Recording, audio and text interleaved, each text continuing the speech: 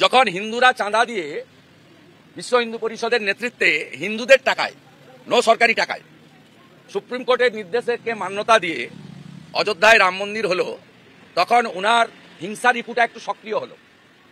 উনি ভাবলেন যে এটার ক্রেডিট তো মোদিজি নিয়ে নিবে, তাহলে আমাকেও একটা মন্দিরের আদলে কিছু তৈরি করতে হবে।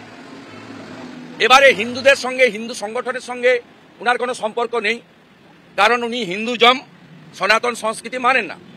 মানলে প্রত্যেক বছর ঈদের দিন রেড রোডে যেটা রিলিজিয়াস প্রোগ্রাম হয়, ঈদের শুভেচ্ছা বা ইত্যাদি সবাই দেয়, আমরাও দিইনি, কিন্তু যে রিলিজিয়াস প্রেয়ারটা হয় 30 দিন ধরে বা 29 দিন ধরে ওই রোজা মাস পালনের পরে, সেটা কমপ্লিটলি ওই ধর্মে যারা বিশ্বাস করেন তাদের। মমতা ব্যানার্জি রেড রোডে প্রত্যেক বছর তিনি সকালবেলার প্রেয়ারে আসেন।